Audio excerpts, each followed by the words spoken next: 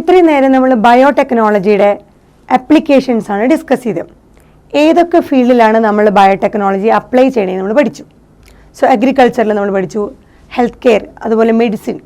ഇതിലൊക്കെ എങ്ങനെയാണ് ബയോടെക്നോളജി നമ്മുടെ ഹ്യൂമൻ ലൈഫ് ആക്ടിവിറ്റീസിനെ ഇൻഫ്ലുവൻസ് ചെയ്യണമെന്ന് നമ്മൾ പഠിച്ചു. സോ ഇതിനേക്കാൾ ഉപരിയായിട്ട് നമ്മൾ ശ്രദ്ധിക്കേണ്ടതായിട്ടൊരു കാര്യം, നമ്മൾ ഈ ലിവിങ് ഓർഗാനിസത്തിനെ നമ്മൾ മാനിപ്പുലേറ്റ് ചെയ്യുമ്പോൾ അവിടെ ഒരുപാട് എത്തിക്കൽ ഇഷ്യൂസ് അതിൽ വരുന്നുണ്ട്. സോ ഇനി അതിനെപ്പറ്റിയാണ് നമ്മൾ ഡിസ്കസ് ചെയ്യാൻ പോകുന്നത്, എത്തിക്കൽ ഇഷ്യൂസ് ഓഫ് ബയോടെക്നോളജി അഥവാ ജനറ്റിക് എഞ്ചിനീയറിംഗ്. സോ നമ്മൾ ഈ ലിവിങ് ഓർഗാനിസത്തിനെ മാനിപ്പുലേറ്റ് ചെയ്ത് നമുക്ക് ഇഷ്ടമുള്ള തരത്തിലുള്ള ഒരു പ്രോഡക്റ്റ് അല്ലെങ്കിൽ പ്രോട്ടീൻ പ്രൊഡ്യൂസ് ചെയ്യാനായിട്ട് ആ ഓർഗാനിസത്തിനെ നമ്മൾ മാറ്റുന്നു. അപ്പോൾ നമ്മൾ അതിനെ വിളിച്ച പേരെന്തായിരുന്നു? Transgenic animals. സോ ഇതുപോലെ ട്രാൻസ്ജെനിക് അനിമൽസിനെ അല്ലെങ്കിൽ ട്രാൻസ്ജെനിക് ആയിട്ടുള്ള ഓർഗാനിസത്തിനെ ക്രിയേറ്റ് ചെയ്യുമ്പോൾ അവിടെ വരുന്ന എത്തിക്കൽ ഇഷ്യൂസ് എന്താണ്? സോ ലിവിങ് ഓർഗാനിസത്തിനെ ഹ്യൂമൻ ഒരുപാട് മാനിപ്പുലേറ്റ് ചെയ്യുമ്പോൾ അതിനൊരു റെഗുലേഷൻ വേണ്ടതുണ്ട്. അല്ലെങ്കിൽ ഒരു കൺട്രോളും ഇല്ലാതെ ഇതിനെ മാനിപ്പുലേറ്റ് ചെയ്തുകൊണ്ടിരിക്കും, അത്രമാത്രം ഇതിനെ ചൂഷണം ചെയ്യും. സോ അതിന് നിശ്ചയമായിട്ടും ഒരു റെഗുലേഷൻ, ഒരു കൺട്രോളിൻ്റെ ആവശ്യകതയുണ്ട്. അതാണ് നമ്മളിവിടെ പറയുന്നത്. So manipulation of living organism, അതിനെന്ത് വേണം? അതിനൊരു റെഗുലേഷൻ. വിത്തൗട്ട് റെഗുലേഷൻ ആണെങ്കിൽ അത് എത്ര ലെവലിലേക്ക് വേണമെങ്കിലും പോകാം. അതായത് നമ്മുടെ കയ്യിൽ ഒരു ജീൻ, ഒരു ക്രോമസോമിൽ ഒരു ജീൻ കിട്ടിക്കഴിഞ്ഞാൽ അതിൽ ഏത് പാർട്ടിനെ വേണമെങ്കിലും നമുക്ക് കട്ട് ചെയ്ത് നമ്മുടെ റെസ്ട്രിക്ഷൻ എൻസൈംസിൻ്റെ സഹായത്തോടു കൂടി, ലൈഗേസിൻ്റെ സഹായത്തോടു കൂടി ഏത് ഓർഗാനിസത്തിലേക്ക് വേണമെങ്കിലും നമുക്ക് അതിനെ ഇൻട്രൊഡ്യൂസ് ചെയ്യാം. സോ നമുക്ക് ആവശ്യമുള്ള ഏതൊരു ഓർഗാനിസത്തിനെ വേണമെങ്കിലും നമുക്ക് ക്രിയേറ്റ് ചെയ്ത് എടുക്കാവുന്നതാണ്. സോ അവിടെ എപ്പോഴും ഒരു റെഗുലേഷൻ അല്ലെങ്കിൽ ഒരു കൺട്രോള് വേണ്ടതായിട്ടുണ്ട്.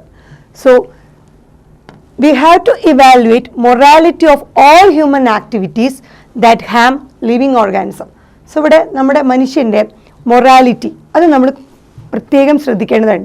നമ്മൾ ഓരോ ലിവിങ് ഓർഗാനിസത്തിനെയും മാനിപ്പുലേറ്റ് ചെയ്യുമ്പോൾ എത്രത്തോളമാണ് അവരെ മാനിപ്പുലേറ്റ് ചെയ്യണേ, എന്ത് പർപ്പസിന് വേണ്ടിയിട്ടാണ് നമ്മൾ അവരെ അങ്ങനെ മാനിപ്പുലേറ്റ് ചെയ്ത് നമ്മുടെ ആവശ്യത്തിനുള്ള ഒരു ഡിസൈർഡ് പ്രോട്ടീൻ പ്രൊഡ്യൂസ് ചെയ്യാനായിട്ട് നമ്മൾ മാറ്റിയെടുക്കുന്നതെന്ന് ശ്രദ്ധിക്കണം.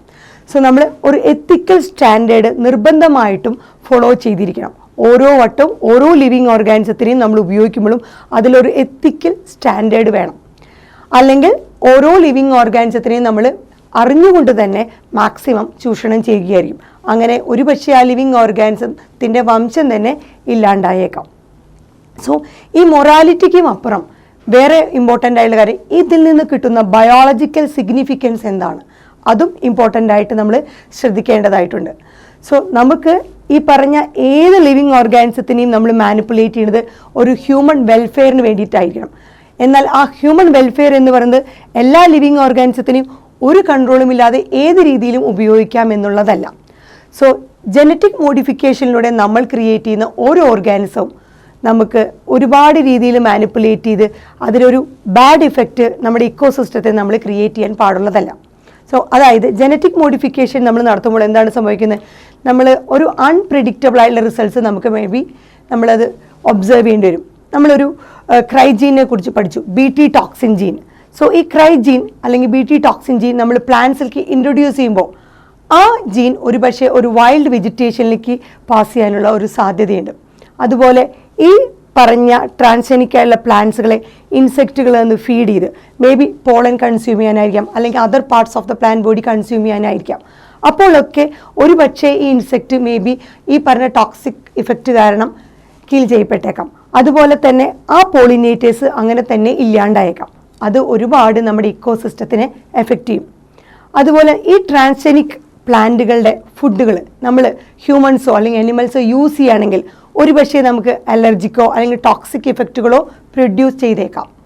അതുപോലെ ഈ പറഞ്ഞ ജനറ്റിക് എഞ്ചിനീയറിംഗ് അല്ലെങ്കിൽ BT ടോക്സിൻ വഴി ക്രിയേറ്റ് ചെയ്യുന്ന ഏത് പ്ലാന്റ്സ് ആണെങ്കിലും അനിമൽസ് ആണെങ്കിലും ഒരു പക്ഷേ അത് നാച്ചുറൽ ബയോട്ടിക് എൻവയോൺമെൻറ്റിന് ഡാമേജ് ചെയ്തേക്കാം.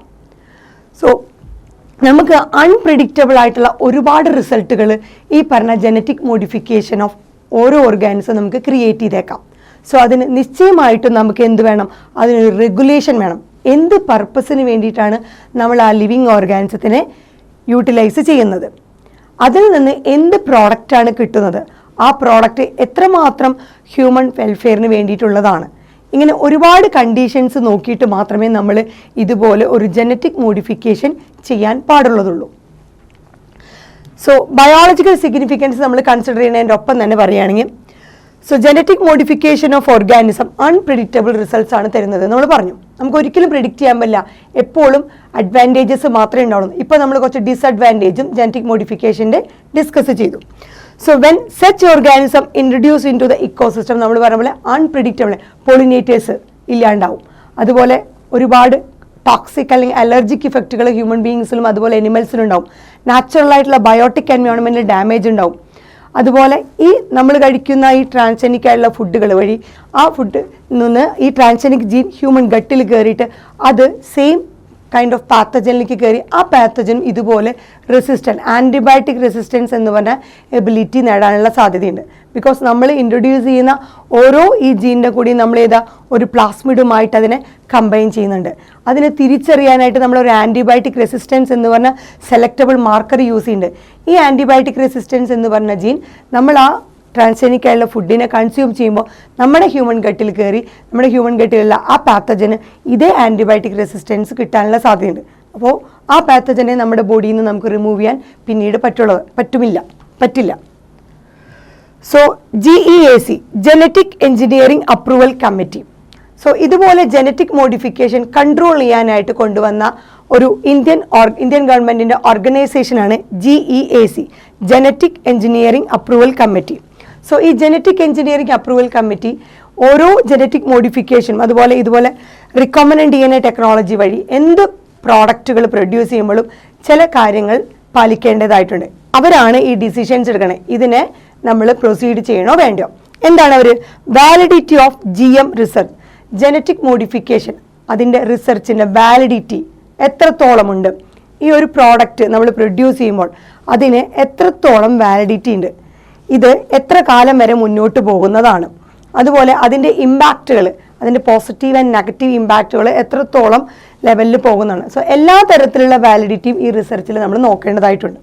അതുപോലെ safety of introducing genetic modified organism for public services. ഈ ജനറ്റിക് മോഡിഫിക്കേഷനിലൂടെ നമ്മൾ പ്രൊഡ്യൂസ് ചെയ്യുന്ന ഓരോ പ്രോഡക്റ്റുകളും അല്ലെങ്കിൽ ആ ഓർഗാനിസം പബ്ലിക് സർവീസസിന് കൊടുക്കുമ്പോൾ അതിന് എത്രമാത്രം സേഫ്റ്റി ഉണ്ടെന്ന് ഒരുപാട് കൺസിഡർ ചെയ്യണം. ഈ രണ്ട് കാര്യങ്ങൾ ഡിസിഷൻസ് എടുക്കുന്ന ഒരു കമ്മിറ്റിയാണ് GEAC genetic engineering approval committee.